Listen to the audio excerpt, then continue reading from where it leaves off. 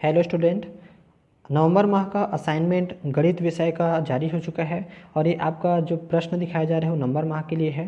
तो इसे आप स्टडी करें, अच्छे से पढ़ें और उसके बाद जाके आप अपने असाइनमेंट में नोट करें। तो ये आपका पहला प्रश्न है। रमेश ने एक बैंक में 200 रुपये प्रति माह की दर से 5 वर्ष के लिए आवर्ती जमा खाता खोला। यदि ब्याज की दर 6% वार्षिक हो तो 5 वर्ष बाद उसे कितनी धनराशि प्राप्त होगी। तो यहाँ पर देखिए, सबसे पहले जो बताया गया है कि P बराबर आपका 200 रुपये यानी कि मूलधन, फिर आपका समय इतना है 12, आपके जो 12 महीने होते हैं तो 12 महीने आपका जमा किया जा रहा है 5 वर्ष के लिए, इसलिए टोटल आपका 60 मंथ हो रहा है। फिर R बराबर 6% है। तो अब ब्याज का सूत्र लगाएंगे। I बराबर होता है P गुणित R बटा 100 गुणित 1/R और N इंटू N+1/2। तो इस सूत्र का प्रयोग करते हुए हमें क्या करना है, सभी मानों को यहाँ पर भरने हैं। तो देखिए, सभी मानों को हमने यहाँ पर भरा। उसके बाद फिर हम यहाँ पर क्या करेंगे, सभी मानों को रखने के बाद उसको सॉल्व करेंगे। तो देखिए यहाँ पर आपका क्या हो जा रहा है, तो यहाँ पर आप 12 गुणित 12 हो जाएगा, क्योंकि 100 दूनी 200 हो रहा है, 2 छक्के 12, 2 छक्के 12 और 12/12, इसलिए 12 गुणित 1/12 हम लिख सकते हैं। गुणित 30, यहाँ से देखिए 2 का भाग करेंगे यहाँ तो 30 आएगा। फिर यहाँ पर 60 और 1 61, इस प्रकार हमने यहाँ पर लिखा। अब सभी को हम क्या करेंगे, आपका गुणा करेंगे। गुणा करने से क्या हो जाएगा, तो देखिए यहाँ पर गुणा करने से 12 और 12 कट गया, बचा 30 और 61 का गुणा करने से आपका आता है 1830 रुपये। इसलिए 5 वर्ष पश्चात रमेश को धनराशि प्राप्त होगी 200 गुणित 60 धन 1830, यानी कि 200। तो आपका आप क्या कर रहे हैं, प्रति माह जमा कर रहे हैं कितने महीने के लिए, तो 60 महीने के लिए, इसलिए टोटल पैसा। और फिर जो आपका क्या बचेगा, आपका ब्याज मिलेगा, यानी कि कुल मिलाकर जो पैसा बढ़ रहा है वो टोटल कितना है, 13,830 रुपये होगा। ये आपका आंसर होगा। दूसरा प्रश्न है, पद्मनी ने जिला सहकारी बैंक में 100 रुपये प्रति माह का 10 वर्ष के लिए आवर्ती जमा खाता खोला। यदि इन्हें बैंक द्वारा ब्याज की राशि 3,025 रुपये प्रदान की जाती है तो ब्याज दर कितने प्रतिशत वार्षिक होगी। हल देख रहे हैं। सबसे पहले जो दिया है उसे लिखेंगे। P मूलधन आपको दिया गया है 100 रुपये प्रति माह। किस्तों की संख्या है टोटल आपका 12 गुणित 10, यानी कि आपको क्या करना है, 10 वर्ष के लिए यानी हर महीने जमा करना है, यानी कि 12 महीने और 10 वर्ष के लिए, तो टोटल 120 महीने। ब्याज आपका दिया है I बराबर 3,025 रुपये, दर हमें क्या करने हैं, ज्ञात करने हैं। फिर ब्याज का सूत्र हम यहाँ पर लगाएंगे। I बराबर P गुणित R बटा 100 गुणित 1/12 N ऑफ N+1/2। इस सूत्र का प्रयोग करते हुए सभी मानों को हम क्या करेंगे, भरेंगे। और देखिए मानों को भरने से क्या आपका आंसर आ रहा है, तो ब्याज का मान हमने रखा 3,025 रुपये दिया हुआ है, P का मान 100 दिया गया है, R हमें ज्ञात करने हैं और बटा 100 है आपका। फिर 1/12, देखिए 12 दूनी 24 आपका हो जाता है। और N की जगह में हम रख सकते हैं 120, क्योंकि हमारा N का मान 120 है, और 120 और यहाँ पर भी 120 रखेंगे तो टोटल हो गया 120 और 1 21, तो 121। इस प्रकार जब हम इसको क्या करेंगे, एक साथ हल करेंगे तो टोटल आपको देखिए क्या हो जाता है। R को हम यहाँ यहीं छोड़कर बाकी सबको इधर हम गुणा कर देंगे, तो 100 का इधर गुणा हो जाएगा, 100 का इधर, यानी कि ऑलरेडी हम इसको क्या कर सकते हैं, दोनों का आपस में क्या हो गया, भाग हो गया, यानी कि कट गया। अब यहाँ पर 24 का गुणा इनके साथ हो रहा है, क्योंकि इसका तिर्यक गुणा करेंगे तो 24 का गुणा होगा, और ये कहाँ आएगा, तो ये दोनों आपके इनके हर में आ जाएगा, यानी कि नीचे 120 गुणित 121। फिर अब यहाँ पर हम करेंगे हल, उसको कटा कर देखते हैं, जो चीज़ें करता है उसको कटा सकते हैं। तो यहाँ पर देखिए आपका क्या हो जाएगा, 12 धाम 120 और 12 दूनी 24, तो ये 2 आ गया और नीचे 10 आ गया। तो इस प्रकार सभी को जब हम लोग गुणा करेंगे तो गुणा करने के बाद आपके यहाँ पर आएगा आपका 55/11। तो 55/11 को हम लोग क्या करेंगे, भाग करेंगे, भाग करने से 5 आ रहा है, तो हमें पता चल गया कि भाई R का मान क्या आ रहा है, 5 आ रहा है। इस प्रकार हम बता सकते हैं कि दर R बराबर क्या होगा, 5% वार्षिक होगा, और यही आपका क्या है, आंसर हो जाएगा। तीसरा प्रश्न है, श्याम ने 20,000 रुपये 2 वर्ष के लिए सावधि जमा खाते में जमा कराया। यदि ब्याज की दर 6% वार्षिक हो तथा ब्याज 6 माही संयोजित होता है तो नियत तिथि पश्चात मिलने वाली धनराशि कितनी होगी।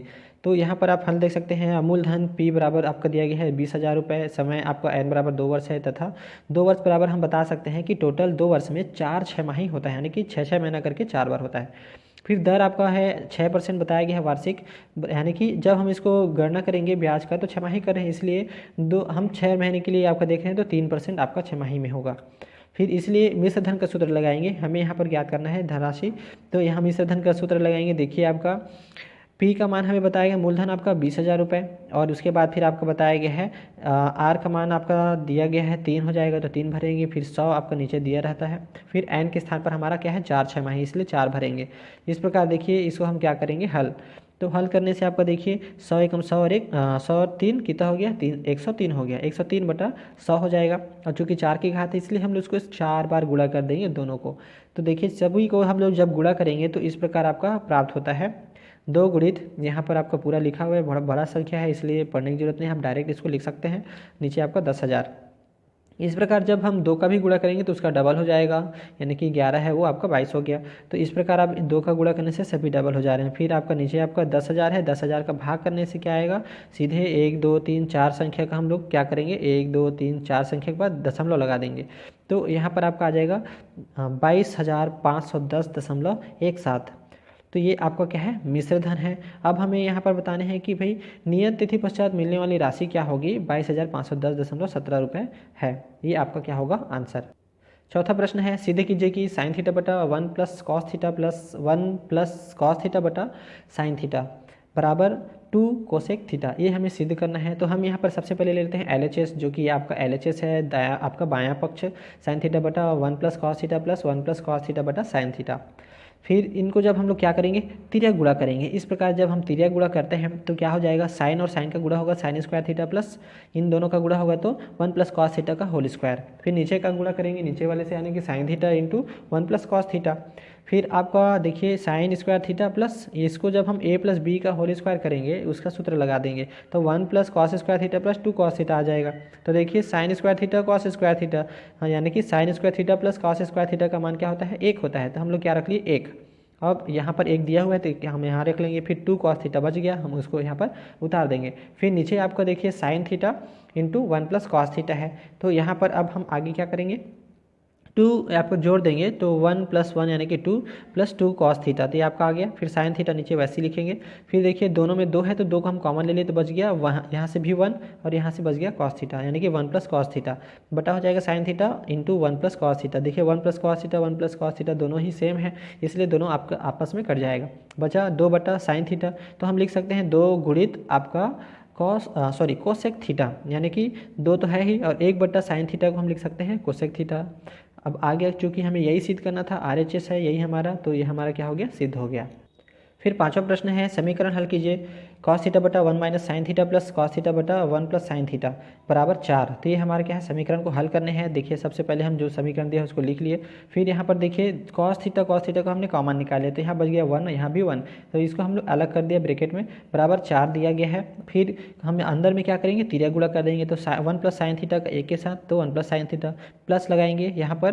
फिर 1 माइनस साइन थीटा का 1 से मतलब मल्टीप्लाई करेंगे तो ये आपका 1 माइनस साइन थीटा आ जाएगा। तो साइन और साइन क्या हो गया, कट गया। तो यहाँ पर बचा 1 प्लस 1 यानी कि आपका बच गया 2।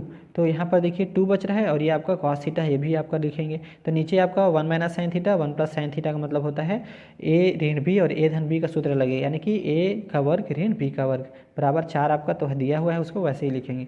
अब यहाँ पर देखिए आपका क्या हो जा रहा है, तो 1 माइनस साइन स्क्वायर थीटा का मतलब होता है कॉस स्क्वायर थीटा, तो हमने रख दिया उसकी जगह में। अब 2 का मतलब है 2 एकम और 2 दूनी, तो 2 आपका आ गया। अब यहाँ पर एक कॉस थीटा यहाँ से कट जाएगा इसके साथ, तो यहाँ पर बचेगा 1 कॉस थीटा, तो यहाँ 1 अपॉन कॉस थीटा हो गया और यहाँ पर जो 2 है उसको हमने लिख दिया। फिर आगे चलते हैं, यहाँ पर आएगा कॉस थीटा, क्योंकि कॉस थीटा को इधर मल्टीप्लाई कर दिया और 2 को यहाँ मल्टीप्लाई कर दिए, तो यहाँ पर आ गया 1/2। कॉस थीटा का मान आ गया 1/2, चूँकि कॉस थीटा में 1/2 का मान क्या होता है, कॉस 60 अंश का होता है, इसलिए हमने 1/2 के स्थान पर रख सकते हैं कॉस 60। और कॉस कटेगा इसलिए थीटा का मान आपका मिलेगा 60 अंश और ये आपका आंसर होगा।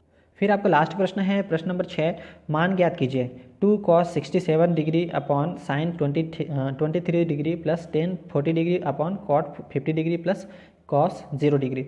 तो ये हम सबसे पहले तो चूँकि मान ज्ञात करने इसलिए सबसे पहले हमने उसको लिख दिया है। अब देखिए यहाँ पर अब क्या कर सकते हैं, हम कॉस थीटा को क्या किस में बदल सकते हैं, तो कॉस 90 माइनस थीटा में बदल सकते हैं, जो कि क्या होता है आपका साइन में कन्वर्ट हो जाता है, यानी कि 67 को लिख सकते हैं 90 में 23 घटाएंगे तो आपका 67 आएगा, तो ऐसा लिख सकते हैं। अब कॉस 90 माइनस थीटा का मतलब होता है साइन थीटा, तो हम यहाँ पर साइन ले आएंगे। इसी तरह इसको भी करेंगे, तो यहाँ पर देखिए कॉस 67 को लिखेंगे 90 माइनस 23 और 40 को लिखेंगे आपका 90 माइनस 50, तो ये आपका 40 आपका आ जाएगा यहाँ से। इसी तरह हम दोनों को मैनेज कर लिए। अब यहाँ पर कॉस 0 अंश का मान हमने भर दिया चूँकि 1 होता है। अब इस प्रकार देखिए 90 माइनस थीटा बराबर साइन थीटा और टेन 90 माइनस थीटा बराबर कॉट थीटा, इसलिए आपका ये आ गया, दोनों आपका आपस में कटेगा जो कि बराबर है और ये भी आपका बराबर है, तो यहाँ बचेगा सिर्फ 2 और यहाँ से बचेगा आपका 1। इस प्रकार आपका यहाँ पर हो जाएगा 2 ऋण 1 और आपका जो ये +1 है इसको भी हमने लिख दिया। तो टोटल क्या मान आया, तो यहाँ पर 1 घटेगा तो 1 बचेगा, इसलिए 1 यहाँ से और 1 यहाँ से, यानी कि टोटल आपका हो गया 2। तो ये हमारा क्या होगा, आंसर होगा।